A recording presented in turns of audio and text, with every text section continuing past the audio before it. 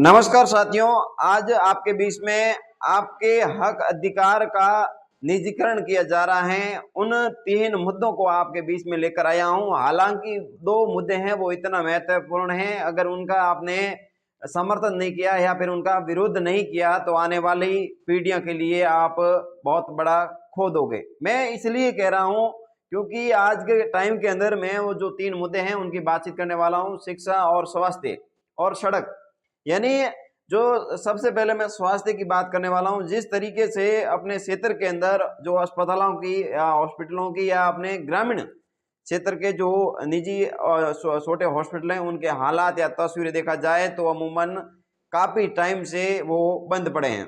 यानी बंद इसलिए पड़े हैं कि वहां करने वाले कर्मचारी हैं उनकी भी नीति खराब हो चुकी है, और साथ में हम जो आम जनता हैं वो भी गहरी नींद से सोए हुए हैं। और अगर इन चीजों का आपने मतलब इस्तेमाल नहीं किया तो आने वाली पीढ़ियों के लिए बहुत बड़ा मतलब एक कुप्रभाव हो सकता है। क्योंकि आजकल के इस जनरेशन के अंदर, इस महंगाई के अंदर, एक आदमी का हॉस्पिटल से कितनी बड़ी रकम है एक नॉर्मल बीमारी से लूटी जा रही है, जिसका अगर बात करें सरकार भी बात करती है कि हॉस्पिटल के लिए हमने करोड़ों कर दिया, वो कर दिया, परंतु जिस तरीके से अपने क्षेत्र के अंदर जो हॉस्पिटलों के हालात हैं बहुत दुर्बल हैं, और वहां पर कर्मचारी हैं वो उनका भी नीति भ्रष्ट हो गई। कभी वो टाइम पर नहीं आते, ना किसी को इलाज करते हैं। अभी अपने क्षेत्र धोरीमना की बात करें या गुड़ामालानी की, जो बड़े जो तहसील स्तर के जो उपखंड स्तर के जो अस्पताल हैं उनकी तस्वीरों से बहुत बड़ी विलबरी तस्वीरें हैं। यानी वहां पर जाने वाले जो कभी कभार कोई जो गरीब लोग हैं वो चले जाते हैं, यानी किसान लोग वो चले जाते हैं बीमारी को लेकर, तो वहां से डबल बीमारी मिलती है। ऐसी अस्पतालों की तस्वीरें हो गई हैं। अगर बात करें अपने क्षेत्र का, गुड़ामालानी का सबसे बड़ा हॉस्पिटल है जो, उसके अंदर किसी भी तरीके की कोई अत्याधुनिक ना कोई मशीन है, केवल उन मशीनों का या उन बजट का केवल भरपाई होता जा रहा है। कोई किसी का विरोध नहीं करता है क्योंकि लोग चाहते हैं कि वो हो जाएगा, वो हो जाएगा। परंतु अगर आपने इस चीजों का विरोध नहीं किया, इस चीजों के लिए आपने कुछ संघर्ष नहीं किया, तो आने वाले इस टाइम के लिए बहुत बड़ा आपको पछतावा ही रहेगा। क्योंकि जब आप किसी भी नॉर्मल भी बीमारी होती है, उस बीमारी के लिए 5-10 लाख रुपए तक खर्च करने पड़ते हैं और हमें सही इलाज नहीं मिलता है। तो इसलिए आप सावधान हो जाइए, और आपके क्षेत्र के अंदर जितने भी अस्पताल हैं, हॉस्पिटल हैं, वहां लगे कर्मचारी हैं, उनसे आप सवाल जवाब करिए या फिर आप हमें भी बुलाइए। क्योंकि जिस तरीके से जो ये तस्वीरें हैं बहुत हालात बड़ा विलबनीय है। क्योंकि जो अस्पतालों की दुर्दशा इतनी हो चुकी खराब कि वहां पर किसी भी तरीके की कोई सुविधा नहीं है। केवल जो भी कोई नॉर्मल बीमारी होती है या फिर बड़ी बीमारी होती है, केवल टैबलेट तक ही सीमित रहता है, ना कोई किसी तरीके के ग्लूकोज चढ़वाए जाते हैं, ना किसी प्रकार की जांच होती है। मैं इसलिए कह रहा हूं कि पिछले कुछ दिनों से लगातार अपने आसपास के काफी भाई बंधु हैं जो किसी तरीके की बीमारी से ग्रसित हो गए। उन्होंने कहा कि पत्रकार महोदय आप हमारी मदद करवाइए लोगों से। तो मैंने उनको पूछा कि क्यों, तो कि हमारे को इलाज लेना है। तो मैं कोई इलाज तो अपने सरकारी हॉस्पिटलों में जाते हैं। तो उन्होंने कहा कि हमने दर दर की ठोकरें खाई, परंतु सरकारी हॉस्पिटलों में हमें अस्पताल में किसी भी तरीके का इलाज नहीं मिलता है। तो बहुत बड़ा मुझे भी गहरा आघात लगा, और आपको भी इस गहरा आघात लगना चाहिए। क्योंकि आपने अगर इन चीजों का विरोध नहीं किया, अगर इन चीजों का समर्थन नहीं किया, यानी समर्थन का मतलब अगर उन्होंने आपके क्षेत्र के अंदर जो अभी हॉस्पिटल है वर्तमान, अगर यही 2-3-4 साल रही तो वो हॉस्पिटल तो बंद होंगे। क्योंकि आप अगर वहां पर कर्मचारी है केवल रजिस्टर्ड या पेन लेकर केवल हाजिरी डालने के लिए आते हैं। ये क्षेत्र की जो हॉस्पिटलों की हालात हैं वो तो बहुत ही हकीकत हालात हैं। आप दुर्दशा किसी भी क्षेत्र की, चाहे गुड़ामाला नहीं बल्कि अपने राजस्थान पूरे की बात करें तो हॉस्पिटलों की है वो दुर्दशा इतने गंभीर हालात हैं कि आप पूछो मत। दूसरी बात मैं करने वाला हूं शिक्षा। शिक्षा की बात यह है कि जिस तरीके से शिक्षा का भी अभी निजीकरण होता जा रहा है, यानी जो किसान का बेटा, गरीब का बेटा पढ़ाई के लिए 50,000 लाख रुपया क्या 12 महीनों की वो पैसे की रकम देकर पढ़ाई कर पाएगा?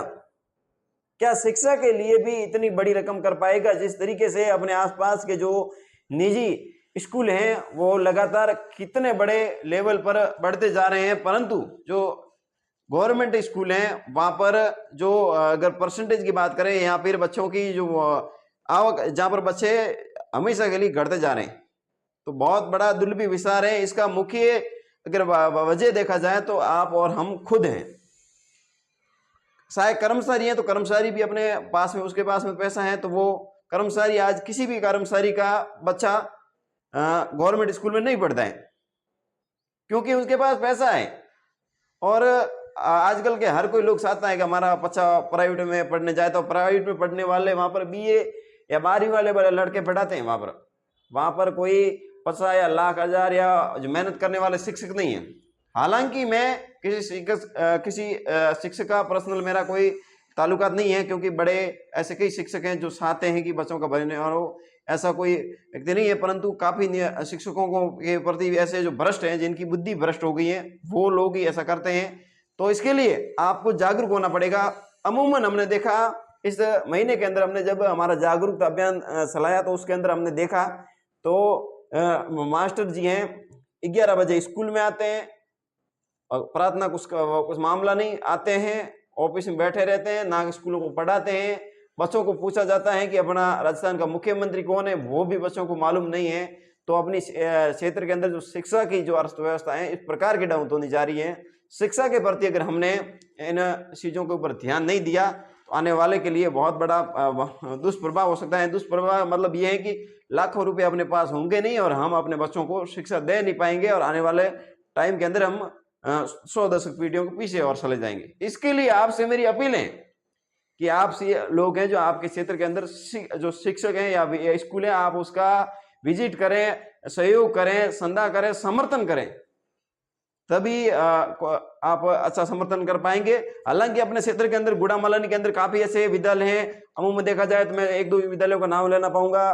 पीपराली है, भीमतल है, 8वीं स्कूल सनावड़ा है, मतलब ऐसी आसपास की स्कूल है जहाँ पर बहुत अच्छी फैसिलिटी है और वहाँ के परिणाम भी बहुत अच्छे मिले। परंतु काफी अच्छे अपने गुड़ामलानी नहीं बल्कि ऐसे हैं। परंतु मेरा कहने का मतलब ये है कि स्कूलों का हमें समर्थन करना पड़ेगा। जो निजीकरण हो रहा है वो हमें रोकना पड़ेगा। अगर नहीं रोका तो आने वाली पीढ़ियों के लिए बहुत बड़ा दुष्प्रभाव हो सकता है। तीसरी बात करने वाला हूँ सड़क का मुद्दा यह है कि आजकल सड़क हर जगह टूटी हुई है।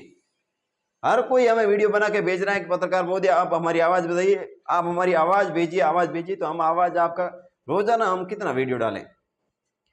तो आपके अंदर जागरूकता होनी है, यानी जागरूकता है तो काफी लोग कह रहे हैं कि हम क्या करें।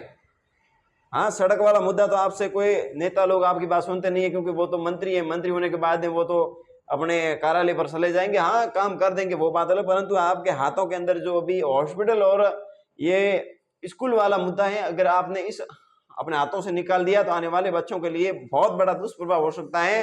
तो आप इस चीजों के अंदर जो गलत तरीके से, जो जिस तरीके से जो अपने अस्पतालों की स्थिति है उनको सुधारने की जरूरत है। हाँ, दवाई खूब आती है, सब कुछ बढ़िया है। आज गुड़ामलानी का सबसे बड़ा अस्पताल है, परंतु वहां पर किसी भी तरीके की कोई मशीन नहीं है। जांच अगर कोई डिलीवरी करवाना चाहता है तो कहे भाई वो तो जांच बाहर करवानी पड़ेगी। तो अब जांच बाहर करवानी पड़ेगी तो डिलीवरी अंदर कैसे होगी। तो बहुत बड़ा दुख का विषय है। तमाम साथी इस वीडियो को शेयर करें और भी इसी प्रकार का बेहतर वीडियो देखने के लिए हमारे साथ में जुड़े रहें। जय हिंद, वंदे मातरम।